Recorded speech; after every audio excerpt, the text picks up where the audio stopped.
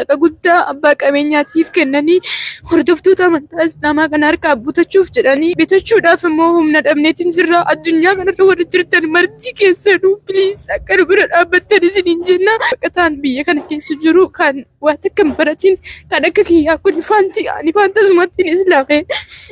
asumatti islaameetiin kitaaba xiqqaarra amma hurufa baradhee akkasittiin eebbifame.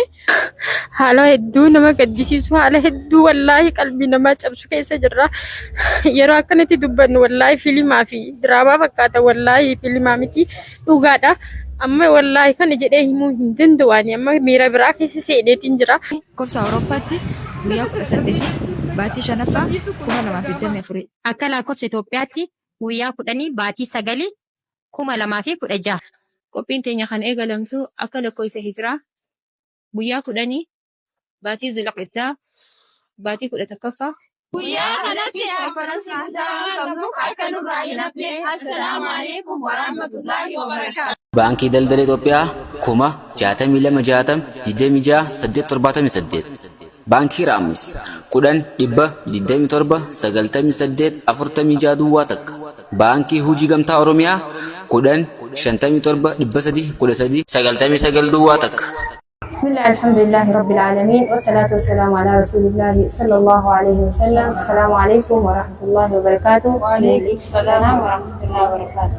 يا أبليان خي خان إسلام أنا الدنيا رجعتني فريق اللي انسر عند داوود جرتني ويا ران تنانتي والناس وليك أبمنيف واي مركز خينيا مركزنا خينيا حالة أصو مركزنا هني دابتين حالة آخر مرة أكتره أقسمت اللي مركزنا هون أكثر من دابتين أقسمت اللي ديبي بوها واسنا خينيا مركزنا راني دبسة أقسمت اللي حالة عمي إن خيسة جرويا رومات خيسة جرورا الرهاسو بس وليك أبمنين سنجا أكثر يوغانداتي دبرتوتا إسلاما خان يوغاندا جروتي والمريتشوب أسيتي يعني نسمع قبل بلتي ديارين دبرسة. بسم الله الصلاة والسلام رسول الله صلى الله عليه وسلم. حواسني كينيا رتوري. مكان كيا فايزة جعفر نانجا بالعالمين حواسني كينيا أبيا يوغاندا كامبالا خيسة جرو. وصو مركزني خونين أبتين حالي إني خيسة توري حالا حما خيسة توري شو حالي حمان سني حالي هدو سني راتكافي لما يعطونو بكينيا أرادة دادات إنجتشو ساتي لما توري.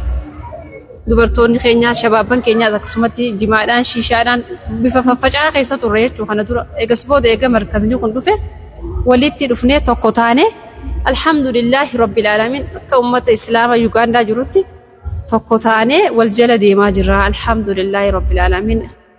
Bismillah. Assalamu alaikum warahmatullahi. Maqaan kiyya Tigist Sammaanaan jaani. Osoo markazni kun ijaaramin dura akkaataa hawaasni keenya keessa ture akkaataa nama jibbisiisudha. Bakka isaan itti dabarsaa turan araada garaagaraatiin qabamanii qarreen keenyallee shabaabni keenyallee iddoo garaagaraatti dabarsaa turanii because wanti isaan akkas ta'aniif bakka itti walitti qabamanii ilmi baratan waan hin jirreef jechuudha. Kana fakkaata haalli hawaasni keenya irra ture. Egaa yaada dabalataa yoo qabaatte yaada baleetiin keenya kan natti san irratti hawaasni keenya haala kan keessa ture osoo markazni hin dhaabbatin irratti yaada dabalataa ibsi. Hayyee bismillahirrahmanirrahiim. Yaanni dabalataa achi ka'e irratti wanni an dabaluu barbaade osoo markazni kun hin dhaabbatin dura ummanni keenya keessaa ummanni Oromoo haalli inni keessa ture haala hedduu hamaa ta'e keessa ture. Kana gizee jedhu haalli hedduu hamaa ta'e gizee jedhu bakka hin taane waan hin taane keessa waan adda addaa waan hamaa waan akka isaan achi kaasanii kan fakkaatu keessa turani. Maqaan kiyya Zabiba Jamaalin jedhama. Jiraattu biyya Yugaandaa magaalaa Kaampaalaati. Gaaffii kee irratti yaada dabalataa kan hin qabu akkuma isaan ibsanitti uummanni hawaasni keenya bakka babbadaa bakka garaagaraa irra ture bakka fuula taphatan irratti sa'aatii gubaa turani. Egaa gaaffiin teenya kan duraan nu deebitee hawaasni keenya akkaataa osoo markazni kun hin dhaabbatin keessa ture obboleen keenya nu ibsanii jiranii gama gaaffii lammaffaatti haa ciceenuu jira. Gaaffii lammaffaa ciceenee jira. Gaaffii lammaffaa markazni keenya haalata akkamiin dhaabbate? Assalamu alaikum warahmatullahi wabarakatuh. Markazni keenya kanaan duratti haalli inni ittiin dhaabbate masgiida ummata warra labkanaa keessatti namni keenya barachuu turanii san keessatti laakiin ummanni biyya tanaatis akka nuti keessatti barannu waan hin barbaadneef gisee nuti waa'ee barumsaatiif waan biraa qabdu isaanis proogiraama biraatiin nu gubbaan wanni godhuudhaa fi achi keessaa illee nu baasanii bakka rakkachaa turre akkana keessa turre sababa sanirraa ka'ee markasni kun dhaabbachuu eegalee akkasuma. Bismillah akkaataa itti markazni kun dhaabbate duraan bakka itti qubannee sila ilmi barannu kan hin qabne turre amma immoo markazni kun gargaarsuma hawaasa as keessa jiruutiin Ugaandaa keessatti argamuutiin bakka kana kireeffannee akka itti ilmi barannu taasifameera jechuudha. Xiqqaa guddaa keenya tasitti amma barachuu jira. Bu'aa guddaa takka irraa argachuutti jirra. Duraan bakka itti silaa teenya ilmi barannu tokko diinii barannu tokko hin jiru ture. Biyya kana keessatti sila masgiida Ugaandaa keessatti immoo yogguu nuti barumsa barachuudhaaf yogguu nuti silaa qophoofnee dhaqnu sanis sagantaa garaagaraa nurratti qabuudhaan addaan gargar nu facaasaa turan garuu markazni kun ijaaramuudhaan bu'aa qabeessa nu gootee jechuudha galatooma.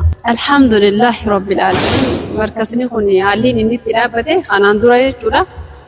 Uummanni musliimaa kan biyya Ugaandaa jiru jechuudha. Shabaabban keenya, hawwan keenya, ilmaan keenya, obboleeyyan keenya dhiiraa fi dhalaan masgiida biyya warra biyya lafa tanaatti barachaa turre ammallee akkasumallee maadarallee achitti gaggeeffachaa turre.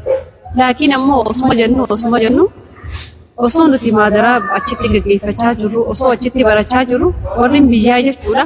Nuti proogiraama waan qabnuuf nurraa bahaa jaanii achirraa akka malee nu baasanii jechuudha. Guyyaa sanillee silaa danda'amee guyyaa sanitti lafa bitannee masgiida hajaarannu ta'a. Garuu akka hin jaaranne humna hin qabnu ture. Laakiin ammoo masgiidni majlisni keenya kun akka jabaadhaan uummanni keenya biyya kana jiran humna qabu humna nuti sagalee qabu sagalee nuti lafa kana kireeffanne lafa kana erga kireeffanne kunoo alhamdulillah waggaa lamaaf deemna. Waggaa lama bira dabarree jechuudha. Saniifuu inshaallah haala kanaan dhaabbatee jabeenya uummanni islaamaa qabu biyya kana jiru laafina isaaniitii wajjin alhamdulillah bakka kana dhaabbanne jechuudha.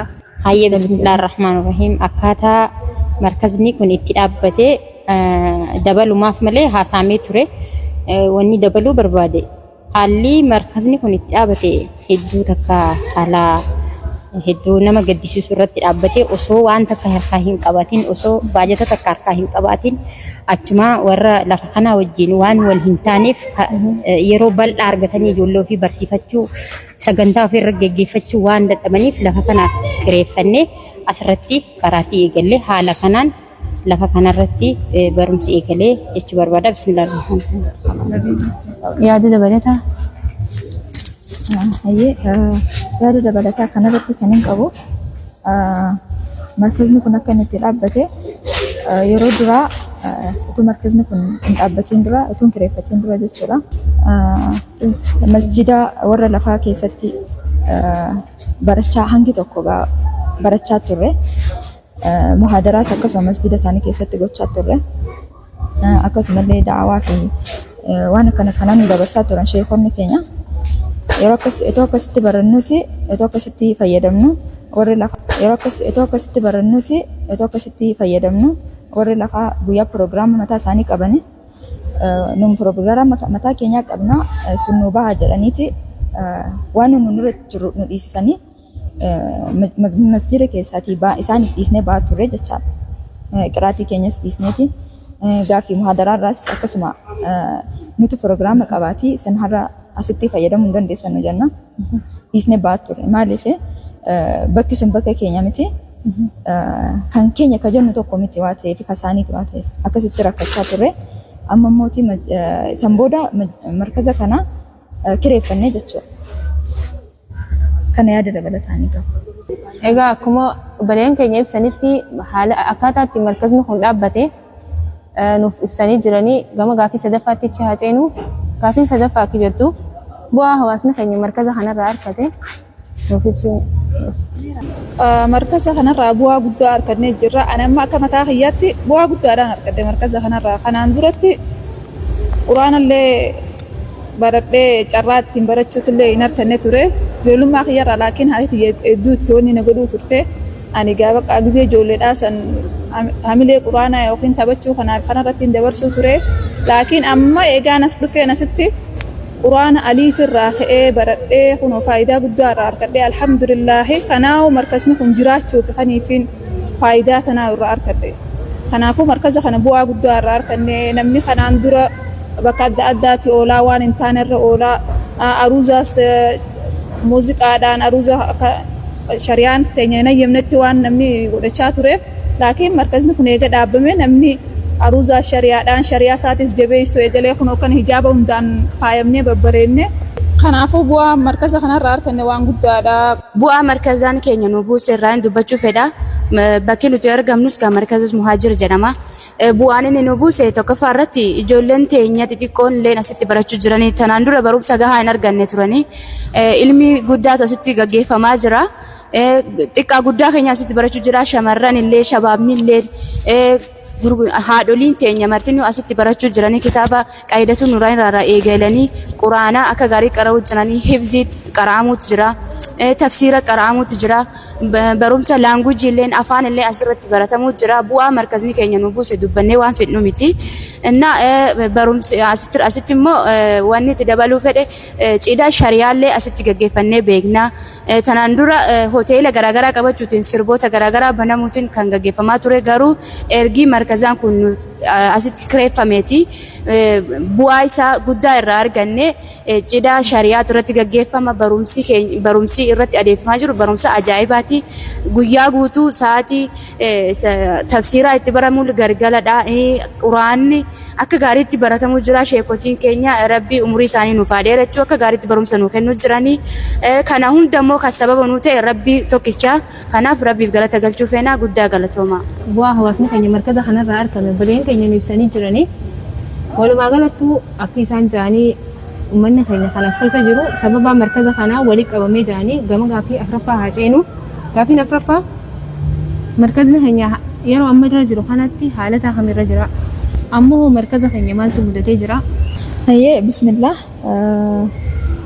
akkuma obboleettiin keenya na gaafattetti amma markaza keenya waan mudatee jiru haala nama gaddisiisu irra jira.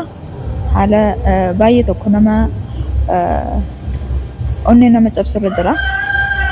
Amata lamaa ol markaza kanatti fayyadamnee itti gammannee keessatti barannee keessatti qaraanee afaan adda addaa fi quraana tafsiiraa fi hadiisa akkuma jannetti keessa barachaa jirruuti. Kiraatiin jechaadha kireeffanne amma mootii abbaan qabeenyaa beeksisa nurratti baase sababni beeksisa baasitii isaa kanas uummanni amantaa garaagaraa hordofan bakka markaza kanaa ni feena jedhanii nurratti akka caarataatti abbaa qabeenyaa kana nurratti kaasuutiin akkasitti abbaan qabeenyaa namoota maallaqa qopheessaniiti lafa kana sirraa bitanna jedhanii isaaniif hin kennaa. Nuun immoo akkuma isin beektani baqattootadha. Gargaarsa namni nu gargaaru hin jiraanna. Dalagaa mataa keenyaa dalagannee jiraannu illee hin qabnu. Waan nurraa hafeennaan itti dachii kana bitannu hin qabnu. Kanaafi hawaasa muslimaa alamarra jirtan hunda akka isin nu bira dhaabbattanii nu gargaartanii dachii kana nu oolchitanii nu bittanii nu duwwaaf illee miti warra amma nu waliin jiruu fi warra nu booda dhufuuf illee akka isin waa kana ashaaraa lafa kanarra nu keessan isin gaafanna. Ammallee faffaca'insi akka nu uumamne uummanni hawaasni muslimaa keenya deebi'ee jahilinnaa dura keessa ture sanatti akka hin deebine adaraa nu bira dhaabbadhaatii dachii kana nu oolchaa. Ammallee nu gargaara maallaqaanis namni kan danda'e maallaqaanii kan hin dandeenye immooti yaada kana sagalee kana nu daddabarsee sagalee nu ta'uutiin nu bira dhaabbadhaas hin jenna yaada ni qabu kanuma. Assalaamu alaikum warahmatullahi wabarakatuh. Haalli itti markazaan keenya irra jiru amma haalli markazaan keenya irra jiru hedduu nama gaddisiisa. Erga bu'uureffame waggaa lamadha. Bu'aa nuti irraa argachaa jirru immoo bu'aa guddaadha. Garuu immoo kiraayiidhaan jirraa gammaa bitachuudhaaf immoo humna dhabne. Kanaafuu hordoftoonni amantaa Islaamaa addunyaa irra jirtan marti keessanuu akka nu bira dhaabbattan isiniin jenna. Caarataan irratti deemaa jiru maallaqa guddaa abbaa qabeenyaatiif kennanii hordoftoota amantaa islaamaa kana harkaa butachuuf jedhanii maaliif lafa tana oo'ise bu'uureesses warra hordoftoota amantaa islaamaatti sababa ta'eef bitachuudhaaf immoo humna dhabneetiin jirra. Addunyaa kanarra warra jirtan marti keessanuu piliis akka nu bira dhaabbattan isiniin jenna. Lafa tana dhabne jechuun bakka baay'ee tokko nutti dhaga'ama. Baqataan biyya kana keessa jiru kan waan akka hin baratiin kan akka kiyyaa kun faanti ani faanta asumatti islaameetiin kitaaba xiqqaarra amma hurufa baradhee akkasittiin eebbifame hurufa tokko jedhee aliif jedhee baradheetiin akkasitti eebbifame achirraatii quraanatti dabree alhamdulillah kana hunda kan bakki tun bu'uureeffamuu ishiitirraan kan ka'edha. Kanaaf addunyaa kanarra kan jirtan baqataan biyya kana keessa jirtanis warri viidiyoo kana argitan hundi keessanuu imimmaan akkasumaan namaan bu'u nama nutti dhaga'ameetu waan ta'eef diraamaa hojjechaa jirru piliis dhugaarra dhaabbannee rabbiin gargaarfannee isin dubbachuu jirra. Gargaarsa rabbiitiin rabbiin immoo waa hunda hin godha jechuudhaan rabbii keenya abdanneet isin immoo kadhachuu jirra. Piliis akka isin markaza kana nu bittanii abbaatti nu gootan isin jenna. Piliis maaloo akka waan xiqqaa guddaan keessan amantaa kana warri hordoftan hundi keessanuu amantaa islaamaa warri hordoftan hundi keessanuu piliis bakka jirtanii Itoophiyaarraa addunyaarraa sagalee nu ta'a nu bira dhaabbadhaa isiniin jenna. Warri amantaa biraa hordofan akka jiruun nurra caarataa deemanii piliis yeroo nu kennaan jiranii abbaa qabeenyaa jala deemanii janaa jiru nu kaabuu baasuudhaafi kanaafuu isinitti haa dhaga'amu. Namni ilmii tana barate namni immoo diin tanarratti abbaa nu godhe lafa tana yoo abbaa itti nu gootan ilmiin teenya itti fufti hawaasni keenya illee itti fufa dhaloonni keenya booddee keenya jirus itti darba. Wanti kun waan nurratti dhaabbatu miti waan ta'eef itti fufee waan hojjetamudha. Piliis lafa tana abbaa itti nu godha. Warri rabbiin beektan warri rabbiin sodaattan isiniin jedha guddaa galatoomaa. Bismillahir Rahmanir Rahim.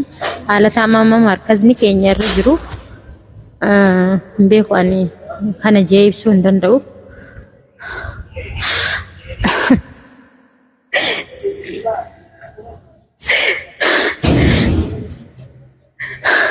Haala hedduu nama gaddisiisu haala hedduu wallaahi qalbii namaa cabsu keessa jirra. Yeroo akkanatti dubbannu wallaahi fiilimaa fi diraamaa fakkaata wallaahi fiilimaa miti dhugaadha. Amma wallaahi kana jedhee himuu hin danda'u amma miira biraa keessa seeneetiin jira. Markaza kana nu harkaa baasu jechuun wallaahi ija ilmaan keenyaa jaamsu jechuudha. Wallahi aduwwiin islaamaa ija ilmaan keenyaa jaamsuuf ija ummata keenyaa ka islaamummaa baratee ija ol qabatee mataa ol qabate kana mataa gannu qabuuf deemanii piliis ummanni islaamaa addunyaa kanarra jirtan aalamni addunyaa kanarra jirtan islaama kan taane hundi keessan nu bira dhaabbadhaa isiniin jenna. Gaddi keenya gadda keessanii kana jennee himuu hin dandeenyu. Wallahi an akka kiyyatti dubbachuu hin danda'u. Qe'een kun qe'ee ijoollee keenyaati. Bakka guddinni olmaa ijoollee keenyaati. Aduwwii waan kana nu dhowwuuf waan kana nu harkaa baasuufi piliis ummanni islaamaa ummanni addunyaarra jirtan hundi keessan Oromoo, Amaaraa, Tigree jennee sabaaf lammii oduu wal hin qoodin islaamummaa qofaan obbolummaa kan taane waan taane obboleessa waan taaneef islaamni hundi obboleeyyanii nu dhaqqabaa isiniin jenna. Piliis kana ol dubbachuu hin danda'u. Assalaamu alaikum warahmatullaahi wabarakaatuh. Akkuma buleeyyoon kiyya ammaa kanaan duratti ibsanitti nuti bakka kana dhabuu hin dandeenyu. Bakka itti sammuun keenyallee iriftii harkachaa jirtu bakka itti diiniin qalbii teenya bohaarsaa jirru bakka kana yoo dhabne gadda guddaadha keessa jirra nuti bakka kana yoo dandeenye silaam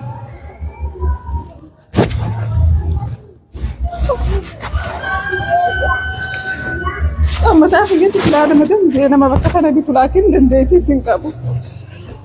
Kanaafuu obboleeyyan biyya kan musliimaa addunyaa irratti argamtan hundinuu akka nu cinaa dhaabbattan akka bakki tun nu harkaa hin baane akka diin keenya kun addaan hin facaane mataa nu qabaa nu gargaara nu cinaa dhaabbadha. Nuti illee akka mataa keenyatti waan qabnu waan namni nu gargaaru jiru bira beelooyineeti bakka kanaan bifannaa inneeti mudhii teenya hidhachaa jirra.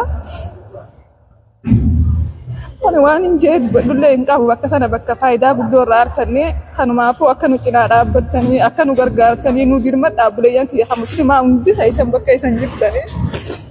Assalaamu alaikum warahmatullaahi wabarakaatuh. الحمد لله رب العالمين. السلام عليكم ورحمة الله وبركاته.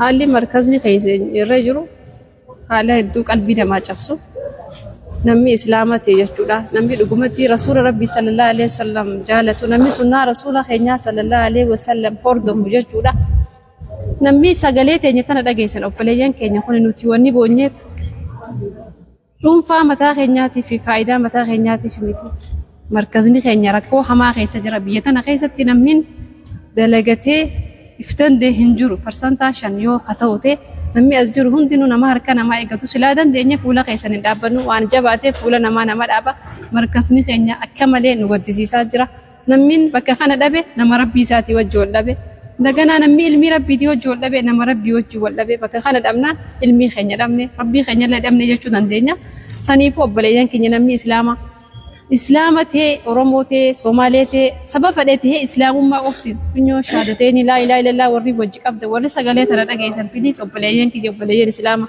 غرغار سار نوتشنا أبدا غرغار سي إسنين رابر بانا صدقة إسنين رابر بانا نمي وان جباتي فولا نماد أبدا أبليان كينيا كمنا نوتا هركنو كبار كوتا نخيسان وباسان إسنين جا ركو قدو خيس جرا هواسني بيجتين يخيو بيجوغان دا جرا ركو هما خيس جرا أبليان كي ربي قياك يا ما صدادا غرغار سار نوتشنا أبدا أبليان كينيا نمي سجلة تنيتنا دقيسة والله وبالله كريم ربي رتين إسن ديسة صدقة إسن خدني ربك ربي قدوات إسن خدني صدقة إسن خدني صدقة فولا خيس خدنا أبدا نمي أرجو يا أران تنا بكخنا في صدقة خدنا ربي أجري إساتو نمي إسلاما تينوني بيخا ربي بجتة وري ربي اتخنى لين نوخنا ورين كمنا لين سجلين وطا خوان كمنا لين دعائي نقولان سنينجا. السلام عليكم ورحمة الله وبركاته. Egaa obboleen keenya kan Islaamaa warri qilleensa irra nu daawwachaa jirtanii taasisanuu obboleen keenya ibsanii jiranii qarreen Ugaandaa keessa jirtu dubartoonni Islaamaa tan Ugaandaa keessa jirtu ibsanii jiranii haalata osoo markazni kun hin dhaabbatin uummanni keenya haalata kam keessa akka turanii fi eega dhaabbateellee bu'aa isaan irraa argatanii fi ammoo yeroo amma nuti keessa jirullee haalata akkam keessa akka jiru nuuf ibsanii jiranii yaada dabalataa yeroo qabaachuu jiraatu. السلام عليكم ورحمة الله وبركاته. يا دادا بلتا دلس أقص مرة ينقبو أكاتا مركزني التجارة من اللي من يجرا بوا مركزات اللي من يجرا أكسماس حالة مركزني كان الرجل اللي من يجرا الحمد لله رب العالمين وأني دون تكا تبجت لنا ما تلفاتا وبليان كان يعني واني رضي بي أما اللي إسن جتو بربادة نمي إسلام ما نميك أبو جتو imimman kana nurra haqaan isin jarabbi maqaa rabbii tokkichaatiin isin gaafa imimman boonye kana rabbii tokkichaa jecha imimman kana nurra haqaan namni sagalee teenye tana dhageessan obboleeyyan kiyya obboleeyyan islaama namni dhugumatti diin rabbii jaalatu namni sunnaa rasuula rabbii sallallahu alaihi wasallam hordofu imimman keenya kana maqaa rabbii guddaatiin isin gaafadhee jira imimman kana nurra haqa lafa tana namni biraa fudhachuun deemu namni islaamaa nama amantii biraa qabuutu lafa tana bakka كوني أدادا إتصال إلى مقولو ديم لفتنا غافر رفتون أكستاتي وان جن همبينو لفتنا نقفا من لفتنا وبرارا نسنجا كما تغيرت لفتوني لف علمي وان تاتي وان برادين أكل لفتونو سات لب فما قارب بيكو تاتي نسنين كردا. السلام عليكم ورحمة الله وبركاته. Egaa obboleettiin keenya yaada bareedaa nu kennite. Asumaan wanis yaada dabalataan qabu mana keenya irraa nu baasu jiranii nu dhaqqabaa isiniin jenna rabbumaa jecha nu dhaqqabaa. Qophiin teenya tanarraa tanuma fakkaatti magaalaa Ugaandaa Kampaalaa irraa galatoomaa isiniin jenna. Assalaamu alaikum warahmatullahi wabarakatuh.